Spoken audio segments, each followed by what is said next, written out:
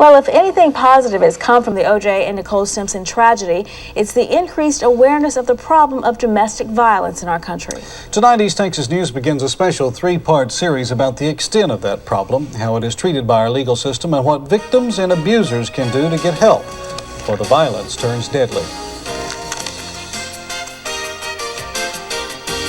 County 911, emergency, police, fire, ambulance. Diane Parker, John Phillips just killed me. I'm dying on 7 Hills Road. Okay, okay. That's the sound of domestic violence, and whether you know it or not, it's going on all around you. More than 100,000 Texas women are attacked by their husbands or boyfriends each week. I probably would have been killed. It had gotten to that, escalated to that point to where the violence, the physical violence was so severe. The abuse starts so slow that the woman doesn't even realize that it's happening. It can go gradually over a couple of years, and then when it finally hits, it's too late and she doesn't even know that it's happened. It just gradually, day by day, a slow process, because if you saw it right in front of your face, you would say, hey, I'm not putting up with this. And when the mental and verbal abuse no longer asserts the control the man is seeking, the abuse turns physical. 1/3 of all emergency room assault cases here are battered women. 70% of those women are wives. Domestic violence causes more injury to women than car accidents, muggings, and rape combined. You're probably not even aware of it, but someone you know is being abused. This is Fayreen Sims. She recently got out of a 9-year relationship forcibly held together by violence. I got kind of used to it, I guess. Being knocked around, hit on, whatever. When the abuse became life-threatening, Fayreen made up her mind she was getting out. She went for help at the East Texas Crisis Center in Tyler, a shelter for women. Keep telling you he's not going to do it, and then you may wake up dead, and he won't remember that he done killed you or something. That's what I felt. The pattern of an abuser is usually the same. After a severe beating, the man tells the woman that it will never happen again and convinces her to stay with him. This period is called the honeymoon stage.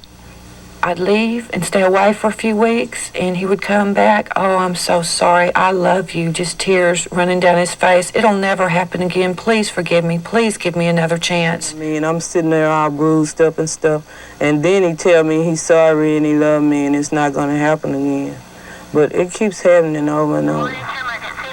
Once violence happens, it almost always gets worse.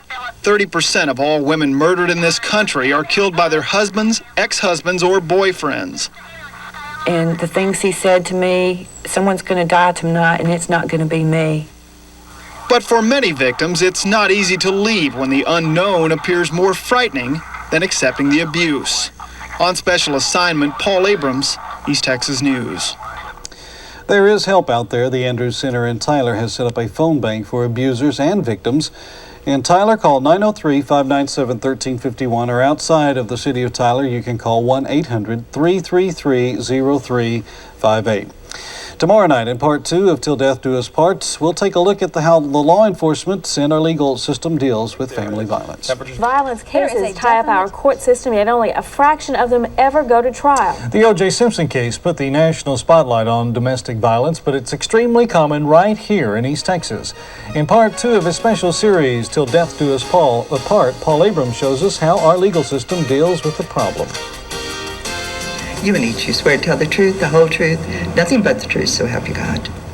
Judge Ruth Blake hears it all in family court. She regularly issues restraining orders against violent husbands. Even a protective order is not a straitjacket, it's not a handcuff, and it's not going to keep one who is determined to do violence. It will not deter that. One of the most frustrating things for any judge to watch is when a battered wife returns to her abusive mate time and again. There isn't much the courts can do if the victims don't press charges. It's not at all uncommon for me to hear, well, he's not abusing me right now, but over our 10-year marriage, there's been 6 different incidences where he has hit me or struck me or pushed me out the door. Out here on the streets is where you see the first signs of domestic violence, and these officers have to deal with it every day. Everything's 10-4. We do have this subject in custody. Do we have a card file showing that he has been warned off this property? Police officers actually spend 75% of their patrol time answering domestic disturbances. Going on, you never know exactly what you're going to run into.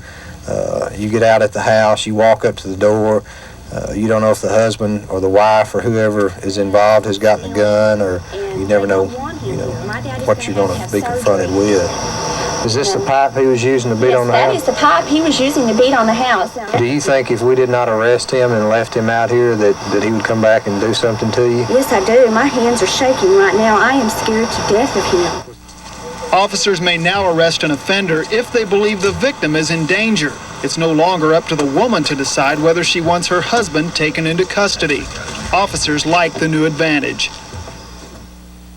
Used to before the law, unless we got there and unless it occurred in front of us or there was just a real serious injury, then what we would have to do is, try to get them to work it out. We couldn't really make an arrest unless, like I said, it happened in our presence, or, it was just very obvious they had been beaten severely. She advised she went into the mobile home and it has been trashed out. She believes it was her ex-husband. They can make the arrest and both husband and wife have time to cool down. But it's still up to the victim to tell her story in court and allow the system to do its job of protecting the innocent. If someone comes back out here with guns, that's our concern. You need to pick up the phone and call 911. On special assignment, Paul Abrams, East Texas News. Well, if you or someone you know is in an abusive relationship, please get help. You can call 903-597-1351 during business hours or 1-800-333-0358, 24 hours a day. Tomorrow night, we'll show you what it's like inside a woman's shelter and how you can identify an abuser before you get too involved in a relationship. All American females experience family violence at some time in their lives. For the past 2 nights, Paul Abrams has shown us the seriousness of the problem in his special series, Till Death Do Us Part.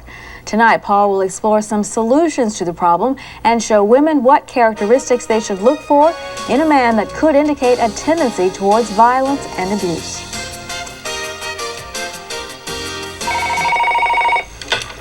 Hello, Family Violence Sexual Assault Hotline. How may I help you?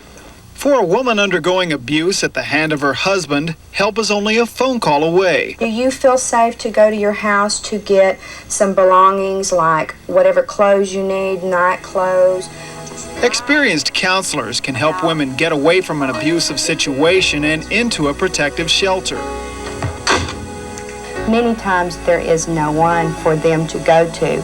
So if she needs to be housed at the shelter, you work out a plan with her. What do you do to get her kids? Can she bring belongings with her whenever she comes? Does she have transportation? And what do you need to do to help her get to safety? Been here 3 weeks now. Getting my life together, getting stronger every day. My self-esteem, I can see the changes in me just in this short time are just wonderful. When a woman finally makes the decision to leave an abusive relationship, she can come to a shelter like this one, where in a safe, home-like environment, the healing process can begin. I was afraid, at first I was afraid, what is this shelter going to be like? Is it going to be just one great big room crammed full of beds and chaos? But it's wonderful, it's like a safe home. But what about the abuser himself? There is help for those who want it. I almost think of abusers falling into 2 categories. There's those that want help and those that don't.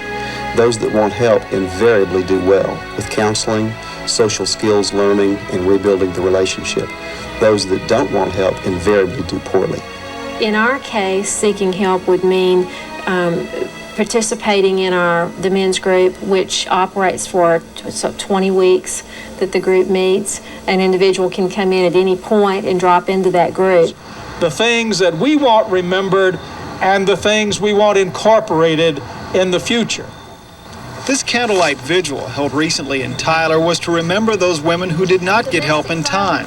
They stayed in abusive relationships and it cost them their lives. But experts say there are some early signs to look for in a potential mate so that a woman can steer clear of an abuser before she marries him or gets too involved. People put their best foot forward when they're dating and courting. And even during the courtship phase, if an individual tends to show violent tendencies, shouting, physical violence, These are clues that this problem's not going to go away just because I do was said. Counselors and doctors see the same patterns in nearly every abuse case, and they can't stress enough that most violent men will not change their behavior without professional help.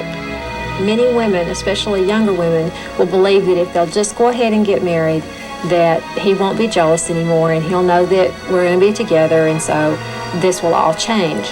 It seldom ever does. On special assignment, Paul Abrams, East Texas News.